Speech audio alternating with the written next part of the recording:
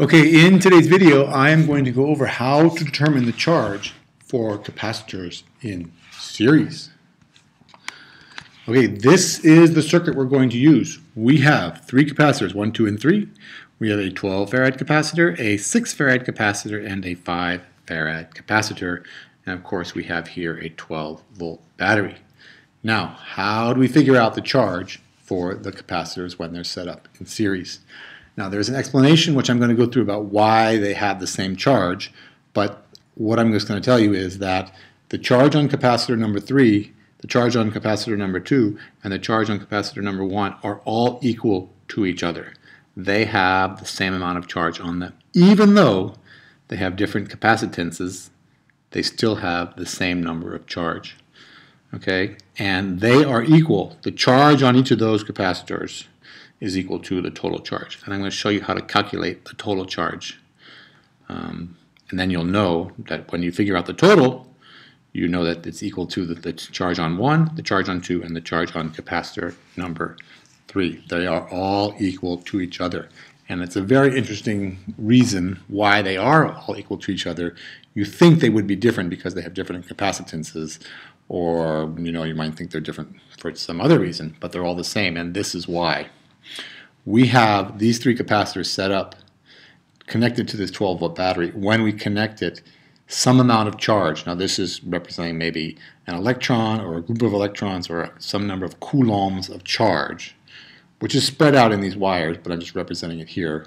Some amount of charge moves through the wires from the negative terminal of the battery and is placed on the plate, the right-hand plate of capacitor number 3.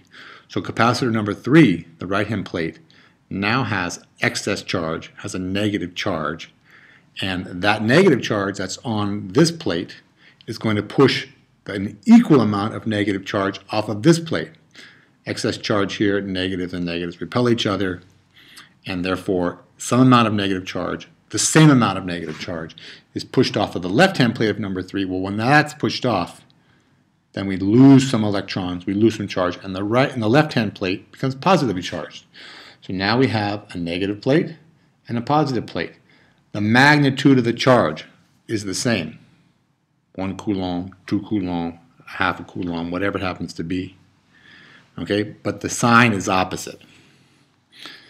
Now we have excess charge here, so that excess charge is going to push some negative off of this plate, and when that gets pushed off, then this plate becomes positive.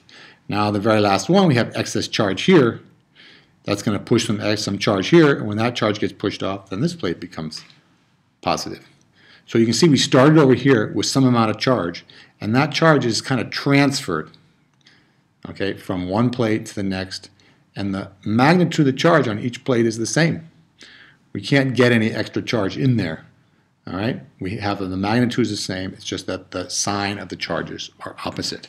And of course, that process continues until we get too much charge and we can't get any more charge on there because there's too many negatives. We can't push any more negatives over there because now they're starting to repel each other from this end.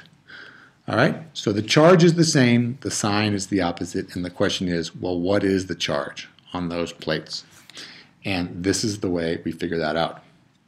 We're going to calculate what we call the total charge, and we're going to use the capacitor equation, Q equals C times V.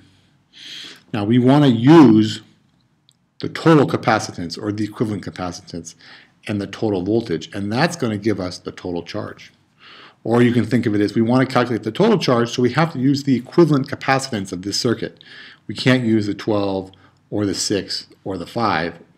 We have to find out first the equivalent capacitance, and then we multiply, and we call that the total. You can think of it as a total capacitance, and we multiply that times the total voltage, and that will give us the total charge. Now, in a previous video, I showed you how to calculate the total capacitance, the equivalent capacitance of these three capacitors. They are in series. You simply cannot add them up. It's not 12 plus 6 plus 5. That would be nice if it was, because then it would just be 23, which is the total capacitance or the equivalent capacitance for those three capacitors if they were set up in parallel. But this is series, and we have to use the 1 over equation, as I like to call it. Now, in a previous video I did that, and you can watch that video, but you will remember, if you watch the video, or as I remember, the total capacitance or the equivalent capacitance for these three capacitors in series is 2.2 farads. So we took the total capacitance or the equivalent capacitance, we multiply it by the total voltage, and we get that the total charge is equal to 26.64 coulombs. Okay, now that is a lot of coulombs if you know something about coulombs, but we're just for this example, we're using kind of relatively simple numbers, 12, 6, and 5. We're not using micro or picofarads or something like that. But that's the total amount of charge, and therefore we know Q total is equal to 26.64. Therefore we know the charge on number 1 is 26.64.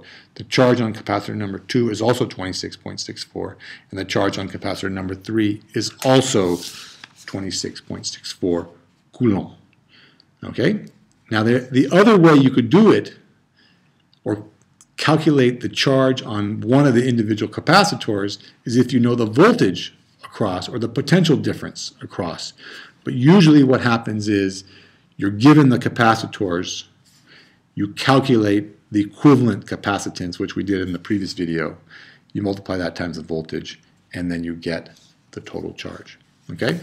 Now, if you know the voltage across number 1, which I know the voltage across number 1 is 2.23, then you can just take the capacitance of number 1, which is 12, and multiply it times the voltage drop across number 1, which is 2.23, and you'll come up with 26.64 also.